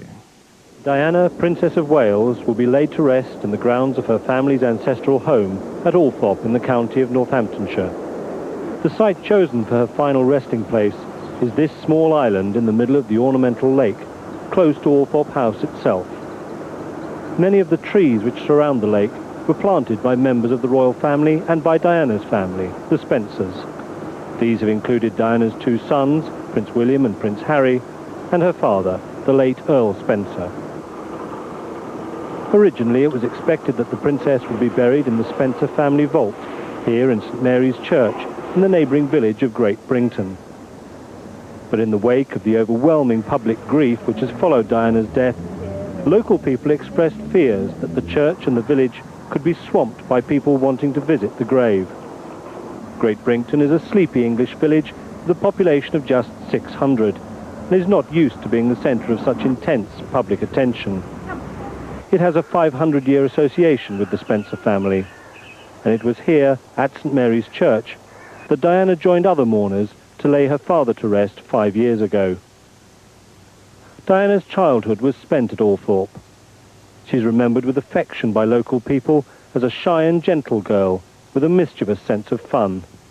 The park is expected to be open to the public for a few weeks each year, so that those who are now grieving Diana's departure so deeply will be able to visit her place of burial. And a memorial to the princess may well be placed outside the park, where floral tributes now lie. That report from Stephen Dial of the BBC. The number of people showing up just to see Diana's coffin is something London has possibly never seen. People have slept on the streets for days now, and they've made long journeys just to be part of this very sad moment in modern history. Some of those people have even come from Canada. It's a terribly moving scene. The BBC's Alison Holt has the latest on the streets of London. Through the cold darkness of the night, hundreds of candles provide a focus for the mourners waiting outside Kensington Palace, waiting for the hour when the body of Diana, Princess of Wales, will leave her home for the last time. 2 priests have watched over the coffin throughout the night. The sea of flowers has continued to grow, and for the people gathered here, there's been little sleep. Instead, there's been time to reflect on the impact of the princess's death. There's just like a stillness. It's so silent, and it makes you feel really strange. I've never felt like this. I never thought it would affect me in such a way. It's really amazing how you just look around and you see people of different races, different ages, different colours. It's like trying to bridge this gap between everyone. It's absolutely unbelievable what's shown by the people, and our hearts go out to the boys, and we hope someone puts their arms around them like their mum did. On the roads leading to Westminster Abbey, people have been camping on the pavements to ensure their place along the route which the funeral procession will take. They've been warned to bring plenty of food, drink and warm clothing to see them through a long day. But most believe the discomfort is worth it. It's very sad. Very, very sad. And I'm just glad I came. I'd rather be here than anywhere else at the moment. This is the place I'd much rather be. Others have found equally unusual places to spend the night. These people are making the most of the free accommodation offered on a train which is going nowhere. This particular train was named by Diana, Princess of Wales, in 1988. It's called the Red Cross after one of her favourite charities. And staff here at Paddington Station felt rather than it sitting empty in a depot, it should be turned into a temporary hotel. The capital stations will be key pressure points during the day. They are already busy with people arriving for the funeral, and the police estimate up to 6 million people will flood into London. The railway companies admit the scale of the demand has taken them by surprise. We were astonished at the numbers because we know that our special trains were completely sold out. One train that frankly didn't actually exist 48 hours ago, we just put it into the timetable, it's completely sold out. We've laid on extra trains, we rearranged our timetable so the trains get into Paddington much earlier. At the moment, many are still making their way to London. This special train left Plymouth in the early hours, picking up passengers en route. They're people who are determined to make the journey so they can pay their respects to the people's princess.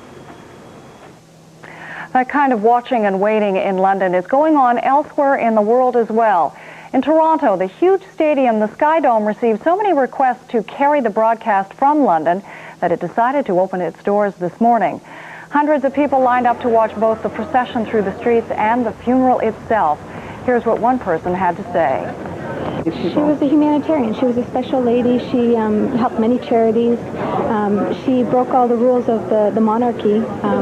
She broke tradition. She was a very special person. The dome's early opening prompted public transit to put on extra service to accommodate the crews. And the CBC's Paul Hunter is standing by at the Sky Dome right now. Paul, help set the scene for us at the Sky Dome right now. Well, Nancy, a sporting stadium is kind of an odd place to hold a sort of memorial service, but there are a lot of people lined up outside. They've just begun letting them in now. I talked to the people first in line. They've been here since 8 o'clock last night Eastern time. That's 6-7 hours ago. We heard from some of them already saying that this is out of respect for Diana. This is here to honor her. What's happening is everybody who comes in tonight is being given a heart in honor of Diana. They're being asked to donate to the AIDS Committee of Toronto, one of Diana's favorite charities. And with me to talk a bit about that is Charles Roy, the Executive Director of the AIDS Committee of Toronto. Charles, what did Diana mean for the AIDS cause? Diana meant a tremendous amount. She was really one of the first public figures to come forth and to embrace people with AIDS, to let the world know that those of us who are living with AIDS, that we can be touched, that we can be loved, that we can be cared for, and that we continue to be vibrant people in serving the community. Does it surprise you to see, I mean, we can see now all kinds of people filtering in here. Does this surprise you, this kind of turnout? It was difficult to know how many people might come out. We knew that there was just a tremendous outpouring of love for Diana, and that she had a tremendous amount of respect. But at 4 in the morning or 3 in the morning, it's difficult to know how many people would come. But I guess to answer your question, no, I'm not surprised. She was a very popular, very loved, very human, something very human about her that I think we all related to. I think a lot of her own personal suffering that she had in her own life is something that those of us living with AIDS very much relate to. There's very much a humanity that she communicated to all of us. All right, Charles Roy, Executive Director of the AIDS Committee of Toronto, thank you. Thank you. And Nancy, as people continue filtering into Skydome here, we will send it back to you and talk to you later. That's right. Well, it'll be interesting to check in with you later, just as the morning progresses. If the crowds are already coming in, it'll be interesting to see the stadium a little later on in the morning. Paul, thanks for this. Okay. And it's interesting, Don, of course, here in Canada, there are lots of activities and efforts to mark the memory of Diana. We know about the books of condolences. People have lined up, and many more books have been ordered because of the interest of people wanting to send their messages. But also, as well, many memorial services. The Prime Minister will be attending one in Ottawa this morning as well. That's right. 11 o'clock Ottawa time at Christ Church Cathedral here in Ottawa. There will be a memorial service for Diana, the Princess of Wales. Among those attending will be Sir Anthony Goodenough. He is the British High Commissioner here in Ottawa. As we look live pictures now from London, that is, I think that, well, I'm not sure where that is, but there you see, oh, that's at the end of Hyde Park. Yes, down near, now that'll be on the route because that is towards Kensington Palace from Buckingham Palace, Nancy. So as we can see there, the crowd back a bit from the road, but when we get that shot there, look at how crowded it is. There's people lining the route. Those people probably have been there for a number of, well, even days. Yes, certainly hours, but I would think probably some of them coming as early as Wednesday. Interesting you mentioned Hyde Park because so many people, of course, who are lining the procession route and so many more, of course, who will be watching this, the funeral service itself on television. But as well in Hyde Park, I think there are going to be special provisions, special screens set up so that people can, I guess, have a sense of community as they watch the funeral service in the park itself. Well, national traumatic events, people do gather together, even as we saw all week going to Buckingham Palace when nobody was there. They knew the royal family, as we see Buckingham Palace there. They knew the royal family was at Balmoral, but they went there anyway and left their flowers there in memory of Princess Diana. And there, now look at there, they must be, what, 10 deep along the parade route, along the procession route for the cortege as it goes by. Well, you mentioned the flowers, and I think the deluge of flowers that were placed at the gates of both Buckingham Palace and Kensington Palace certainly were testament of the number of people who would then turn out for the funeral itself. And here we see the flowers. It's a remarkable and will be, I believe, a lasting image. The efforts that people made to leave a message for Diana through flowers. Well, in the flowers, I heard an interesting statistic this week, and of course, Britain is a country of gardens, but even so, every day under normal circumstances, 1 million flowers are imported to Britain from Holland. This past week, 5 million flowers a day were being imported from Holland.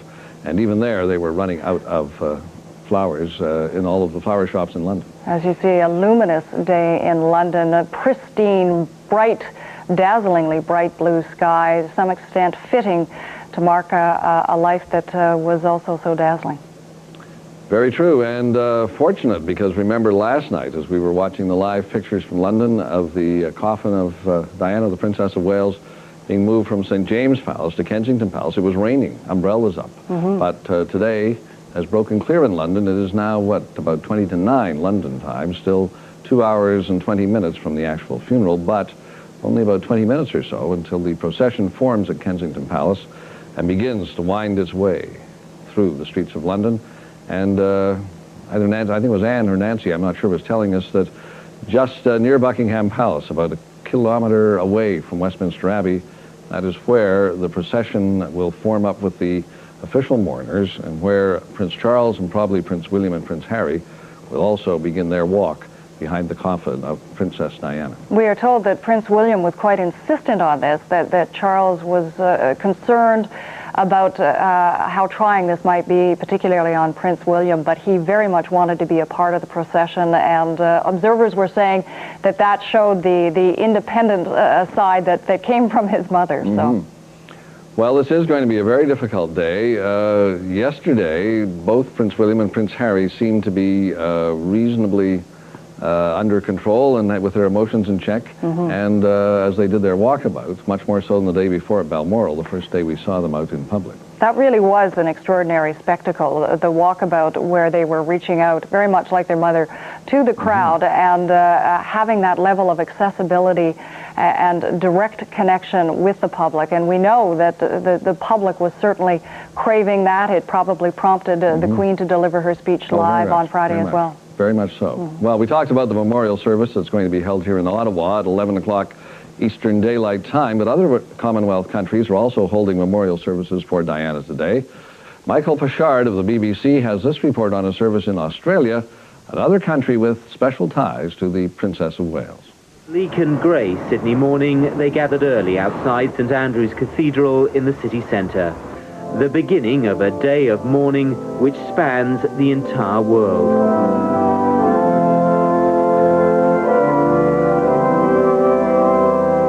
Amongst the congregation, the sister of the Duchess of York, who now lives in Sydney.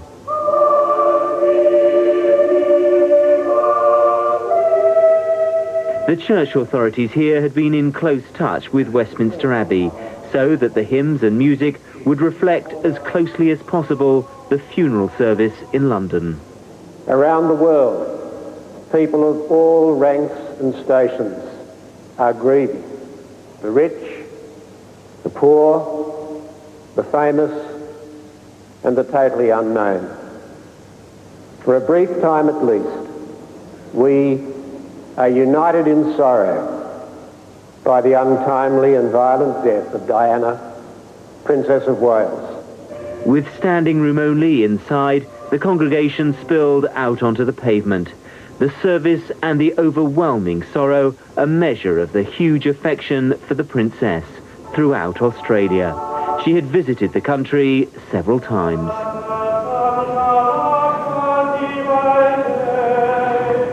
The Archbishop paid an emotional tribute to the humanitarian achievements of the princess. There were thoughts, too, as to the manner of her death. We're appalled at the possibility that gross insensitivity and irresponsibility may have brought about this tragic happening. The very process that made her the acquaintance and friend of millions may have had a part in taking her away. There can be no doubt that this is the beginning of a long, sad day, and there is one overriding message. The simple fact is that the world loved Diana. Every single major television network here is broadcasting the funeral service from London live. It takes place at 8 o'clock in the evening local time. The streets will be deserted as the whole country watches on. Nancy, in Australia, but on all the Commonwealth countries, Yes. and even around the world, in the United States, there are going to be memorial services, and in other countries as well, for Diana today and tomorrow.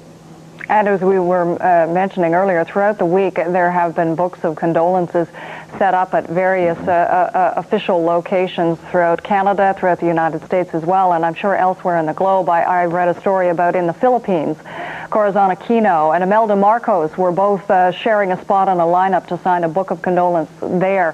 This event has had an interesting unifying factor. It's been terribly troubling for a lot of people, but unifying as well. Very much so. George Pierce is still with us here in our studio in Ottawa. And George, security, just briefly, but security has to be a concern, particularly when you have Prince Charles, Prince William, and Prince Harry walking along and part of the funeral procession. As we'll see, Don, on the route, the Metropolitan London Police Force lining the route are all facing the crowd. Viewers will wonder whether this is some sort of mark of disrespect. It isn't. They are watching the crowd for security reasons, and this practice started in 1981, before the wedding of Princess Diana and Prince Charles, when the Queen, on her way up to Horse Guards for trooping the color, was accosted by a man by the name of Marcus Sargent, who ran out from the crowd and fired blanks from a pistol at her. And ever since that occasion, the police have turned about, faced the crowd, and kept their eyes on them in a surveillance manner. That practice was adopted in the United States as well. That's why they are looking at the crowd. It's not a mark of disrespect when the funeral cortege goes by. Well, George, thank you for spending some time with us in what is the middle of night here in Ottawa and sharing your insights with us. My privilege. Always nice to see you. My privilege, Don. Nancy, we were looking too at those pictures from London a moment ago, and the roadway has been narrowed. They've put fences up along some of the roads so that the crowd can actually spill out into the roadway off the curb. There are, as we look there, is a statue of Sir Winston Churchill, one of, well, 32 years ago, I guess, 1965, his death. One of the last two major funerals in London, Lord Mountbatten's being the other. But there is... and again, Winston Spencer Churchill, so a lot of interconnections in the British aristocracy. History. Yeah. And as you mentioned, of course, Winston Churchill's funeral was a state funeral, that at the specific request of the Queen.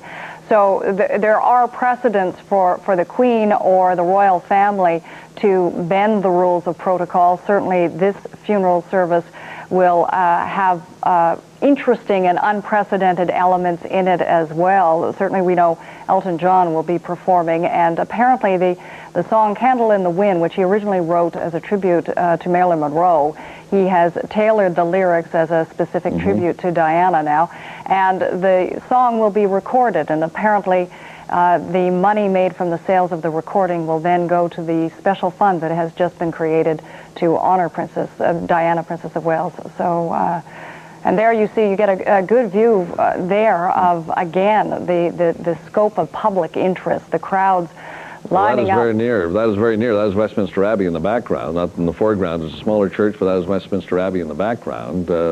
Across almost, I think, there from the Houses of Parliament. So you're right, and look at how deep the crowd is there.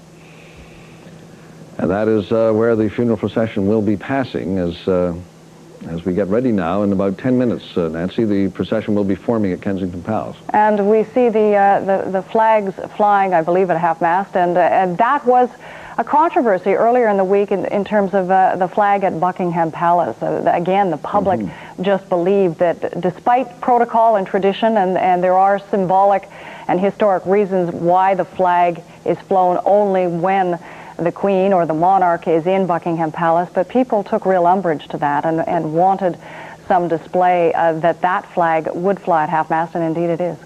Now, also taking part in the service, the funeral service at Westminster Abbey, will be Dr. Wesley Carr, who is the Dean of Westminster, and also Dr. George Carey. Not surprisingly, he is the Archbishop of Canterbury, the primate of the Anglican Church throughout the world, and Tony Blair, the British Prime Minister, is also going to make a reading. And Earl Spencer, the youngest of the Spencer children, Diana's younger brother, he is also going to read during the funeral services. Look at the crowd there now, Nancy. That is, you I really don't know, do get 20 a or sense 30 of deep. the interest. Well, and it's very hard to even estimate how deep it is. There's so many people. Very interesting to see the smiles on people's faces. I expect the people that we're seeing right there, who are right up against the gate, must have been there for a long time. I see a pillow, so overnight camping has definitely been the case for them. Absolutely, and funerals are also meant to celebrate a person's life, and it is a young life that is being celebrated, but a lot in which to celebrate. But also, young people who die young are particularly tragic figures, and people who die needlessly, as Princess Diana did in the car accident, even more tragic. So this will be an odd combination. You're right, people there seeming fairly relaxed and loose, but it's going to be both a celebration of her life, but also a very sad occasion. And as we see the front of Westminster Abbey and the crowds that have lined up to watch the funeral procession, the interesting thing to watch for as well will be after the funeral and the procession that continues up to the Spencer estate, because that will take several hours, and the expectation is that people will line that route as well. Well, and it's going, as I understand it, up the M1, which is the main superhighway auto route going north from London right up through the middle of Britain. And it has lots of interchanges and overpasses. And I think it was Sir Anthony Goodenough who said probably those are going to be lined with people as the hearse makes its way up to Northampton, up to Althorpe, for now the burial on the island, the little island in the Spencer estate. Now, we are told that the reason for changing the burial site is simply the concern that the village would be overwhelmed with the public interest in wanting to see Diana's grave, and therefore the family has decided to move it to the island, but there will be at least 2 or 3 selected periods during the year where it will be open to the public so people could pay their respects. As we look live pictures from London, that is Westminster Abbey, I believe the Great West Door, where the casket will be brought in as the funeral service gets underway. And as we look now at about 7 or 8 minutes to 9 in London, and the funeral service still a couple of hours away, and there you get a sense of how London is, that area of London is set up, because you see Big Ben in the background there, the House of Commons, the Parliament buildings in London. And that is obviously a colleague from the BBC who is conducting the broadcast in Britain. So we are just a few moments away from the formation at Kensington Palace, and then the long, sad march through London, the official mourners picking up at around a kilometre to go from Westminster Abbey, and then down to that Great West Door we were looking at a few moments ago. And the crowds that we just saw assembling, continuing to assemble in London, really bear testament to the interest and the genuine connection that people have with Diana, Princess of Wales. Everyone, it seems, wants to say their special goodbye to Diana, to honor her for all that she did and to grieve for what might have been. In all those incredible banks of flowers and candles, there have been a lot of personal reflections, songs, and poems. This week we headed out to the front of the Princess of Wales Theatre in Toronto to get a sampling of what people have written.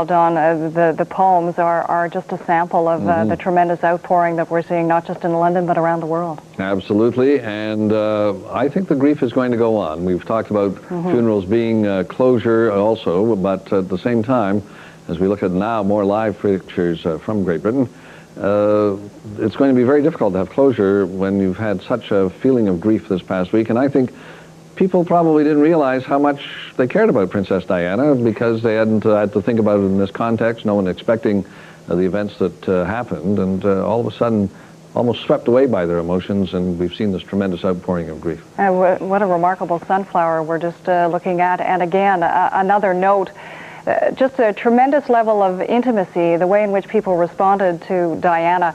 The flowers really have spoken volumes of the way in which people wanted to express their sorrow, and certainly it was a signal of just how many people would turn out today in London for the funeral itself.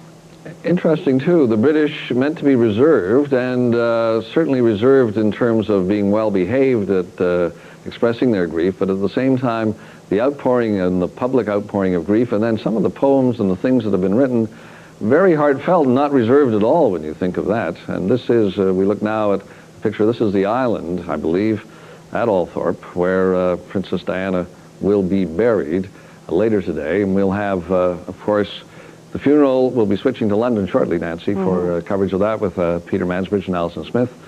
And then at the conclusion of that, at 9 o'clock Eastern Time, we'll be back here along with George Pierce, and we will be providing continuing coverage on CBC News World as Diana goes home to Althorpe and to burial on that very beautiful island.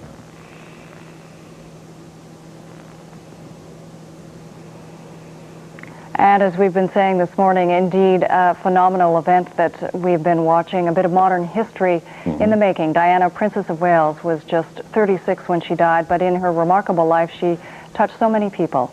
In just a few minutes, Diana's funeral procession will begin its slow journey to Westminster Abbey, and we will join the CBC main network for special coverage of that. But we leave you now with these images of Diana, a woman who will go down in history, in the words of British Prime Minister Tony Blair, as the people's princess.